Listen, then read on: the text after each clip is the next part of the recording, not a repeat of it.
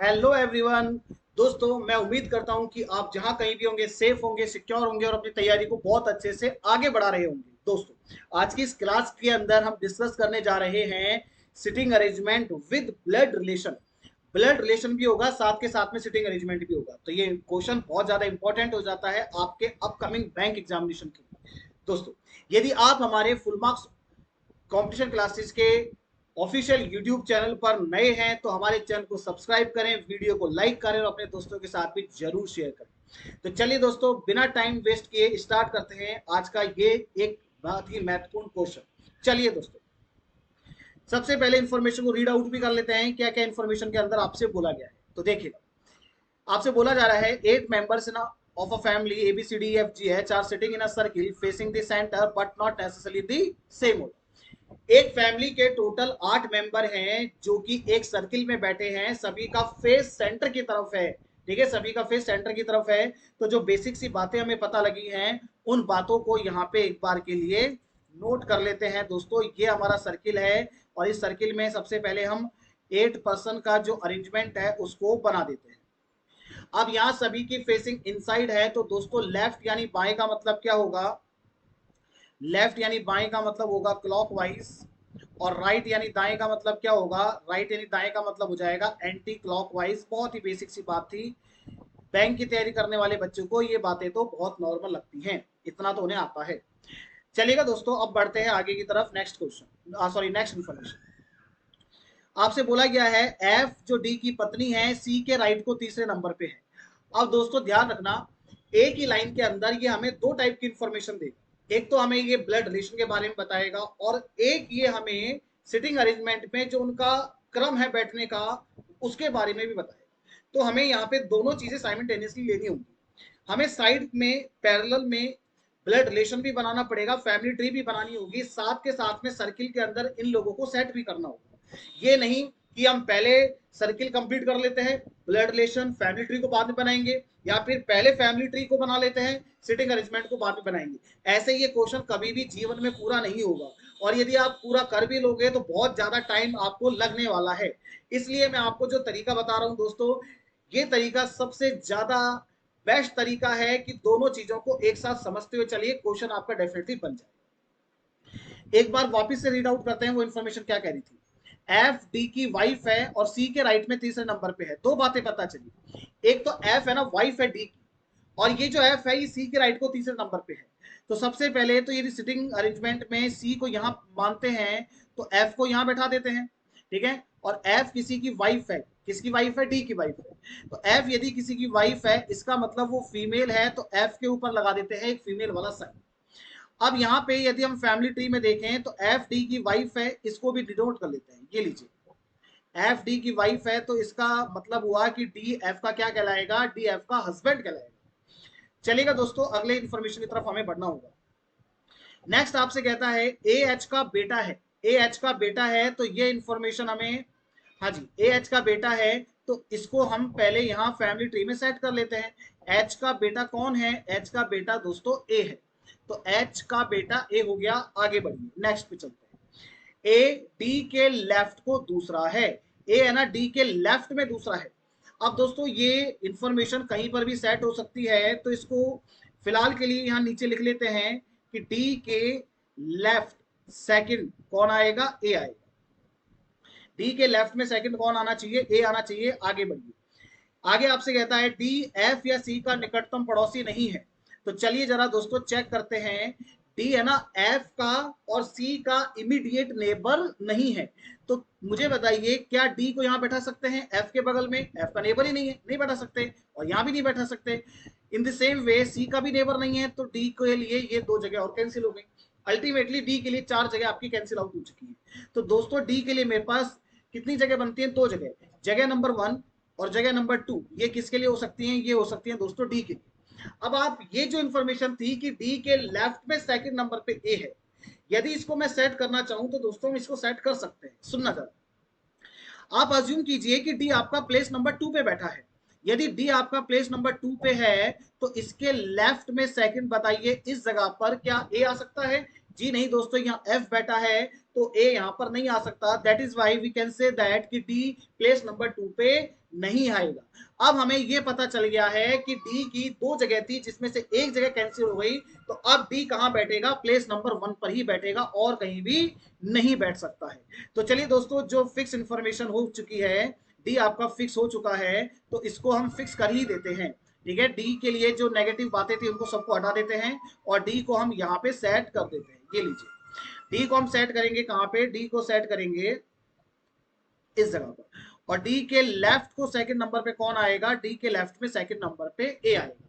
दोस्तों आपको ये भी पता है कि डी एक मेल है, क्योंकि डी एच का बेटा है, इस वजह से हम डी के सॉरी ए के ऊपर लगाएंगे कौन सा साइन, ए के ऊपर लगाएंगे प्लस वाला साइन। ठीक है, और ये इंफॉर्मेशन फाइनली मैंने यूज कर ली है, तो इसको भी मैं सिंपली हटा देता हूं क्योंकि अब इसकी जरूरत मुझे नहीं है।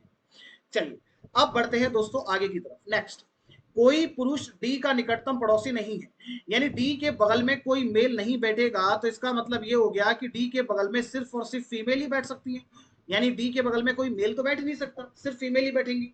चलिएगा दोस्तों आगे चलते हैं। नेक्स्ट इंफॉर्मेशन आपसे कहता है कि जी डी के बेटे के बाएं दूसरे नंबर पे है। डी का कोई बेटा है, पहली बात यहां दो चीजें पता लगती हैं, एक तो डी का कोई बेटा है ये पता लगा, और जी है ना डी के बेटे के लेफ्ट में सेकंड है। तो आइए जरा पहले इसको सेट करते हैं। तो सबसे पहली बात तो हमें ये पता लगा कि डी का कोई बेटा है, तो डी का जो बेटा है उसको अज्यूम कर लेते हैं कि डी का बेटा यहाँ पे है।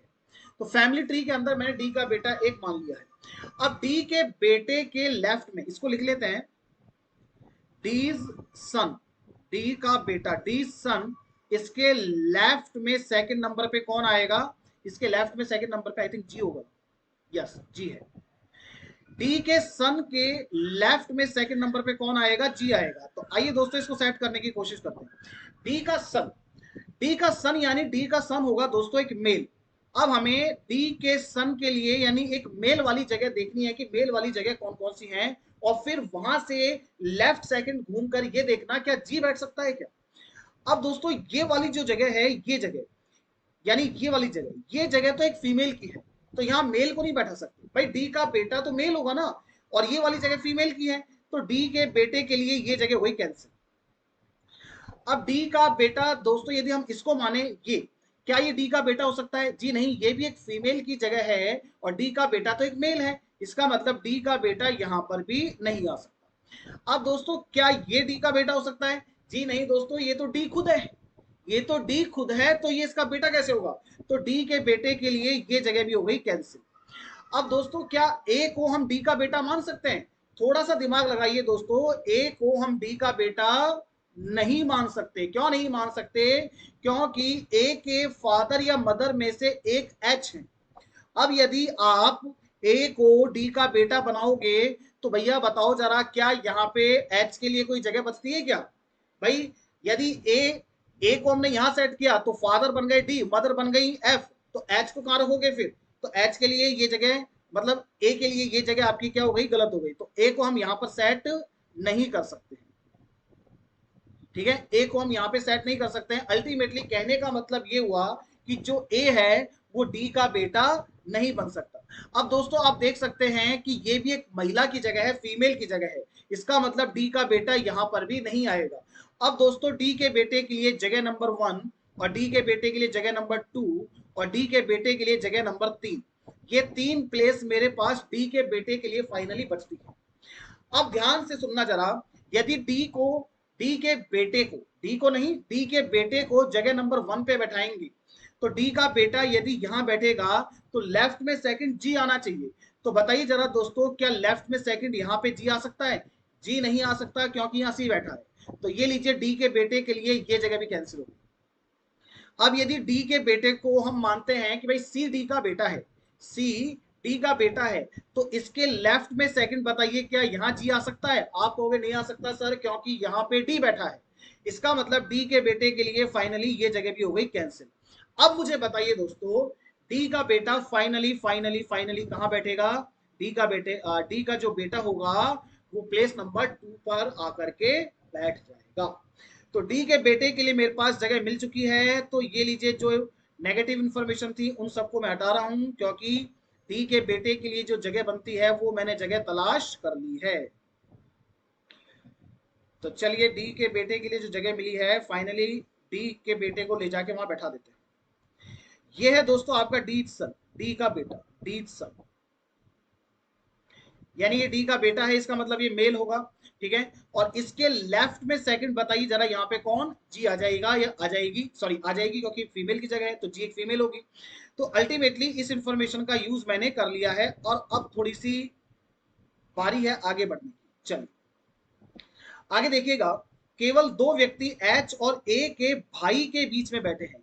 ए का कोई भाई है, ये बात भी हमें पता लग गई है, ए का कोई भाई है, ये बात हमें पता लग गई है। तो ये लीजिए, जो ए का भाई होगा उसको मैं यहाँ पे डिनोट कर देता हूं। अब लाइन इसने क्या बोली थी, वापस सुनिए, कि दो व्यक्ति एच और ए के भाई के बीच में है। लिखते हैं सबसे पहले इसको, एच और एज ब्रो, ए का भाई यानी एज ब्रो के बीच में कितने पर्सन आएंगे, 2 पर्सन आएंगे। आइए दोस्तों इसको सेट करने की कोशिश करते हैं। अगेन मेरी वही बात, ए का ब्रो कौन होगा, ए का ब्रो एक मेल होगा भाई, ए का ब्रदर, ए का भाई, ए का ब्रो एक मेल होगा ना। तो आप एच, सबसे पहले ए के ब्रो के लिए जगह तलाश करो और फिर वहां से देखो लेफ्ट और राइट में जाकर के 2 पर्सन छोड़ के क्या एच बैठ सकता है। चलिए जरा दोस्तों चेक करते हैं। ये दोस्तों जी एक फीमेल है तो ए का ब्रो हम जी को नहीं मान सकते, ये भी फीमेल है, ए का ब्रो हम जी को नहीं मान सकते। अब ये दोस्तों ये तो यानी ए के ब्रो के लिए जगह कैंसिल करते हैं, ये जगह कैंसिल हो गई, ए के ब्रो के लिए ये जगह कैंसिल हो गई। क्या ये ए का ब्रो हो सकता है, नहीं हो सकता, ये तो खुद ए है, ठीक है ना, ये तो खुद ए है, ये तो ए का ब्रो कैसे बनेगा, यानी मैं अपना ही भाई हूं, ऐसा थोड़ी हो सकता है। तो ए के ब्रो के लिए ये जगह भी कैंसिल। ये एफ एक फीमेल है तो ये ए का ब्रो नहीं हो सकता क्योंकि हमें मेल की जगह देखनी है। अब यहाँ पे ये वाली जगह जो दोस्तों ये है, ये एक मेल की जगह बन सकती है। अब सपोज करो कि ए का ब्रो यहाँ बैठा है, तो यदि यहाँ से 2 पर्सन को छोड़ते हैं तो एच आपका यहाँ आ सकता है, लेकिन एच यहाँ नहीं आ सकता क्योंकि यहाँ जी बैठा है। तो यस दोस्तों, ये हमारे पास एक पॉसिबल कंडीशन है कि ए का ब्रो आपका इस जगह पर बैठ जाए, इस वाली जगह, इस वाली जगह पर ए का ब्रो बैठ जाए, पॉसिबल है। अब आप ये देखिए कि डी का सन जो है, डी का सन जो है, क्या वो ए का ब्रो बन सकता है। अगेन वही बात, वही कंडीशन बनेगी कि डी के सन को यदि आप ए का ब्रो बनाओगे, भाई डी का सन तो ये है, अगेन इसको यदि आप ए का ब्रो बना दोगे तो फिर ए के ऊपर एच को रखने के लिए जगह नहीं बनती ना। इसलिए हम क्या करेंगे, इसलिए हम क्या करेंगे कि जो ए का ब्रो है वो डी का सन भी नहीं हो सकता। फाइनली आप मुझे एक बात बताइए, यदि हम सी को ए का ब्रो माने, ठीक है, सी को यदि हम ए का ब्रो माने तो बताइए एच को हम यहां सेट कर सकते हैं लेकिन यहां पे सेट नहीं कर सकते। अल्टीमेटली ए के ब्रो के लिए मेरे पास 2 जगह बनती हैं, एक तो जगह नंबर 1 ये है और एक जगह नंबर 2 ये है। ए का ब्रो जो है इसके लिए मेरे पास कितनी जगह बनती हैं, ए के ब्रो के लिए मेरे पास 2 जगह बनती है। अब दोस्तों यदि जगह नंबर 1 पर आप ए के ब्रदर को बैठाएंगे तो अल्टीमेटली एच आपका यहां पे आ रहा है इस जगह पर, और यदि सी को आप ए का ब्रो मानते हो तो भी एच आपका यहाँ आ रहा है। तो कुल मिला के कहने का मतलब ये हुआ कि एच के लिए तो जगह हम फाइनल कर ही सकते हैं ना, कि एच तो आपका सिर्फ और सिर्फ यहीं बैठ सकता है और कहीं पर भी नहीं बैठ सकता। अब लेकिन कंफ्यूजन यहाँ पे ए के ब्रो को लेकर के है कि ए का ब्रो आखिरकार कौन होगा। तो कोई बात नहीं दोस्तों, अभी हम ए के ब्रो की जो इंफॉर्मेशन है इसको हम ड्रॉप कर देते हैं और हम नेक्स्ट वाली लाइन के ऊपर चलते हैं। नेक्स्ट लाइन में क्या बोलता है, नेक्स्ट लाइन में आपसे कहता है सी या डी ए के ब्रो नहीं है। ये लीजिए दोस्तों, इसने क्लियर कर दिया कि जो सी है ना वो ए का ब्रो नहीं है, तो सी ए के ब्रो के लिए ये वाली जगह फाइनली कैंसिल हो गई। अब मेरे पास ए के ब्रो के लिए सिर्फ और सिर्फ यही जगह बचती है। तो यहां दोस्तों कौन आएगा, यहां आएगा ए का ब्रो, यहां कौन आएगा, ए का ब्रो आएगा। और ए का ब्रो कौन होगा, ए का ब्रो एक मेल होगा, तो मेल को यहां सेट कर। अल्टीमेटली अब ये इंफॉर्मेशन आपकी कंप्लीट हो गई, अब फाइनली इसको हम हटा सकते हैं। अब थोड़ा सा आगे चलना होगा और नेक्स्ट इंफॉर्मेशन को समझना होगा। नेक्स्ट इंफॉर्मेशन क्या है, डी का बेटा और डी की पुत्रवधू पड़ोसी है। डी का बेटा तो डी का सन, डी का सन ये रहा। अब इसने बोला है कि डी का सन एंड डी की पुत्रवधू आपस में पड़ोसी हैं। तो बताइए दोस्तों, यदि डी का सन यहाँ पे है तो ये तो ए का ब्रो है यानी मेल की जगह है, और डी की पुत्रवधू कौन होगी, फीमेल होगी। तो क्या मैं यहाँ पे कह सकता हूं कि ये जो सी है ये फीमेल बन जाएगी और ये क्या बनेगी, इस डी के सन की वाइफ बन जाएगी। डी के सन की क्या बन जाएगी, वाइफ बन जाएगी। और हम यही कहेंगे कि यस जो सी है वो डी की क्या है, पुत्र वधु है। अल्टीमेटली डी का जो बेटा है इसकी शादी हम करवा देते हैं इसके साथ, किसके साथ, सी के साथ। डी के बेटे की शादी मैंने करवा दी दोस्तों, किसके साथ, सी के साथ करवा। चलिएगा आगे बढ़ने की बारी है। अब देखते हैं नेक्स्ट। नेक्स्ट क्या है, एफ एच की माता है। एफ एच की माता है दोस्तों, एफ एच की माता है तो एच को मैं यहां भी प्लेस कर सकता हूं और एच हो सकता है कि कहीं और भी आ जाए। ठीक है, एफ एच की माता है, आगे बढ़ो। नेक्स्ट सुनिएगा, एफ बी या जी का पड़ोसी नहीं है। एफ है ना, बी या जी का पड़ोसी नहीं है। एफ बी या जी का पड़ोसी नहीं है तो कहने का मतलब ये हुआ कि इस वाले प्लेस पर बी नहीं आ सकता, क्योंकि जी तो आपको ऑलरेडी सेट है, बस बी सेट नहीं हुआ। तो यदि बी यहां नहीं आ सकता तो फाइनली बी को हम यहां बैठा देते हैं। और मुझे ये पता लग गया कि बी के बेटे, सॉरी डी के बेटे का नाम क्या है, डी के बेटे का नाम बी है। तो फाइनली यहां से आप एच को हटा दीजिए, यहां से आप एच को हटा दीजिए और यहां पे आप नाम लिख देंगे आप किसका, बी का। क्योंकि डी का सन कौन हो गया, डी का सन अब बी बन गया है। ठीक है, डी का सन आपका बी है। अब मेरी बात सुनो, अब यदि हम इस ब्लड रिलेशन को यहां सेट करें, इधर लिख लेते हैं कि एफ की शादी कराते हैं किसके साथ, एफ की शादी करवाते हैं डी के साथ। ये लीजिए, एफ की शादी करा दी हमने डी के साथ और डी के बेटे का नाम है, डी के बेटे का नाम है बी। और इसकी वाइफ कौन है, इसकी वाइफ है, इसकी वाइफ है सी। अब हमें ये भी पता है कि जो एफ है ना ये एच की मदर है। तो मुझे बताओ एच को क्या मैं यहां लिख सकता हूं, जी बिल्कुल लिख सकते हैं, कोई दिक्कत नहीं। एच के नीचे ए आएगा तो दोस्तों एच के नीचे ए को यहां लिख लीजिए, ए प्लस है। और इसका एक भाई भी होना चाहिए तो ए का भाई इधर आ जाएगा, वो भी प्लस हो जाएगा। ठीक है, तो अल्टीमेटली इनको मैंने यहां पर सेट कर दिया है। ठीक है, इनको मैंने यहां पर सेट कर दिया है तो इनको आप यहां से एक बार के लिए हटा दो।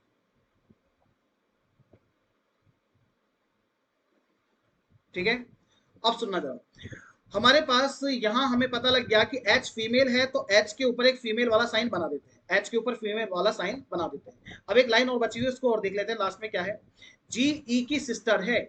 जी है ना, ई की बहन है। जी यदि ई की बहन है तो जी ई की बहन है तो सबसे पहले तो इसको लिख लेते हैं, जी किसकी सिस्टर है, जी ई की सिस्टर है।